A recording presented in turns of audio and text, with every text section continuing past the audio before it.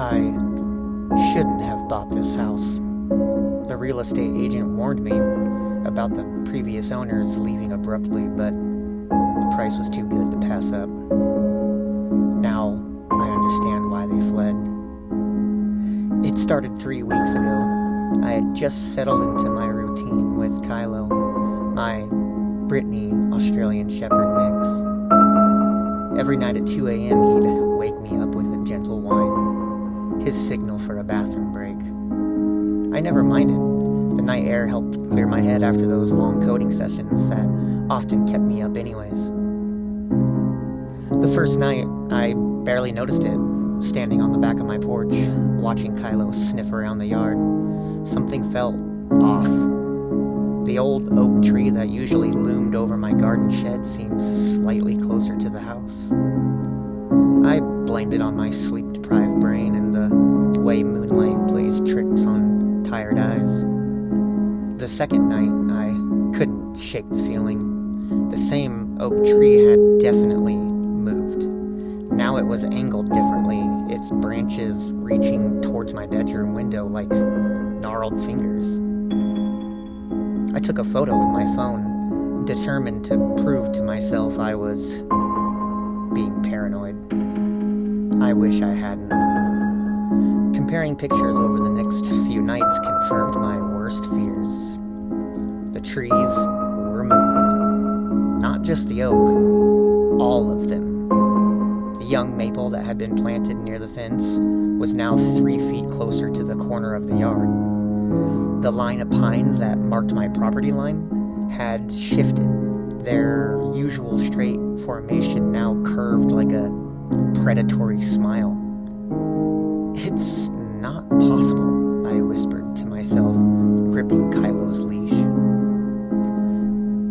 "It's not possible," I whispered to myself, gripping Kylo's leash tighter as he did his business.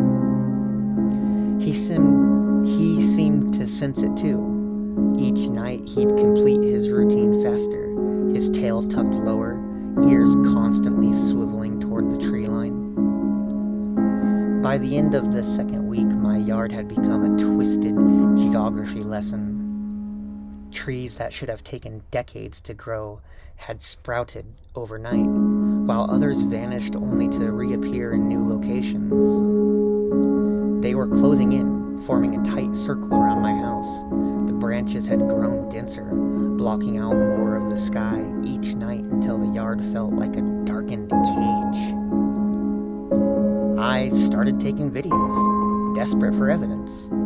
But the trees never moved while I watched. They were clever, patient. They only shifted between my visits, like a deadly game of red light, green light. Last night, everything changed. 2 a.m. came, and Kylo's whine held a different note, more urgent, frightened. As soon as I opened the back door, he backed away, hackles raised. I really had never seen him like this before. "Come on, boy," I coaxed, trying to hide my own terror. "Come on, quick potty break." That's when I saw it. The oak tree, the one that had started it all, now stood directly in the center of my yard, not 10 feet from my porch. Its trunk had twisted into an impossible shape, resembling a torso bent in agony. The branches had grown into dozens of thin, skeletal limbs, all reaching toward my house. Kylo growled, a deep rumble that I felt in my bones. Following his gaze, I noticed movement in the shadows between the trees. Not wind, something else. The spaces between trunks seemed to ripple like heat waves on asphalt, but darker, colder. I slammed the door shut and spent the rest of the night huddled in my bedroom with Kylo. Lights blazing. Sleep was impossible. The branches scraped against my windows, tapping out messages I didn't want to decode. Tonight, trees are closer than ever. They've formed a perfect circle around my house, their branches intertwined overhead like clasped hands. The oak tree's twisted form now stands on my porch, its bark face pressed against my living room window. I swear I can see eyes in the knots of its trunk, watching, waiting. Kylo hasn't stopped growling for hours. I've called everyone. The police, tree removal services, even paranormal investigators. They all say the same thing. What trees? According to our records, your property is completely clear.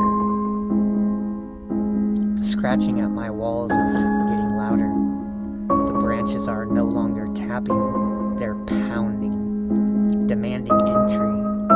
The wood of my house groans in protest as roots push through the foundation. I can hear them in the walls now, creeping up like veins in dying flesh. Kylo and I are in my basement, but I know we can't stay here much longer. The roots are breaking through the concrete floor, writhing like tentacles. They've already blocked the stairs. The only way out is up, through the heart of whatever forest hell my yard has become. My phone is almost dead and the power went out an hour ago. If anyone finds this, stay away from 2472 Maple Grove Lane. The house is not the problem, it's the land. The trees remember something old, something hungry, and they're finally ready to feed. I hear splintering wood above. They're in the house. Kylo's barking has stopped. I think I just felt something brush against my neck. It felt like leaves. All of a sudden, two roots burst from the walls. One wrapping around my neck, the other wrapping around Kylo's two front paws. Kylo howled in protest as the other root tightened its grip around my neck, slowly suffocating me. As my vision began to blur, I could see the other root slowly dragging Kylo closer to some darkness in the corner. With my eyelids too heavy to hold up, I slipped into darkness. And that's when suddenly the roots retreated, slithering back through the concrete like reverse lightning. I began laughing like a madman when I felt a huge wet tongue lick the side of my face. "Oh, thank God," I said. I rubbed Kylo's head and kissed him on the forehead and said, "I really don't know what I would have done without you, buddy." As I sat there, I couldn't tell what was worse. This oppressive silence or the chaos that preceded it. Kylo's ears perked up. "What now, boy?" I whispered, my voice hoarse with hours of panic. Kylo's tail began to wag. Actually wag, as he bounded up the basement stairs. Following him cautiously, I discovered our house was completely intact, as if the violent invasion had never occurred. But through the windows, I saw something that made my blood run cold. The yard had transformed into a perfect circular clearing, every tree now forming an impossible, precise ring around its perimeter. And there, commanding the center of the unnatural arena, stood the massive oak. But it wasn't just a tree anymore. It had changed. Bathed in an ethereal moonlight that seemed to come from nowhere and everywhere at once, the oak's trunk had split vertically, revealing what could only be described as a door. Not some crude gap or natural formation, an actual door. Complete with an ornate medieval craftsmanship. Its wooden surface was smoother than any tree should be, decorated with intricate carvings of symbols I'd never seen before, but somehow felt I should recognize. The door's centerpiece made my jaw drop. A massive golden doorknob gleamed like a captured star, with an ancient keyhole below it. Above, a heavy golden ring knocker hung from the jaws of a carved wooden beast, something between a lion and a dragon. The craftsmanship was flawless, as if the finest artisans from 1,000 years ago had collaborated on this impossible creation. My attention caught on something swaying gently in the non-existent breeze. A skeleton key dangling from a length of coarse twine on a low-hanging branch. It seemed to pulse with its own inner light, calling to me like a silent siren song. I looked at Kylo, who sat watching me with unusual calm expression.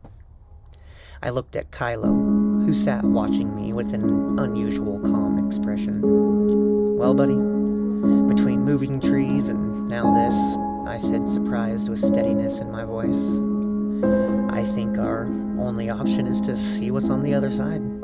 It can't get any crazier than this, right? Kylo made a sound somewhere between a groan and a sigh, as if to say, "Oh, brother, I guess so." His casual acceptance of our situation somehow made it feel both more real and more surreal. My feet carried me forward before I could second-guess myself.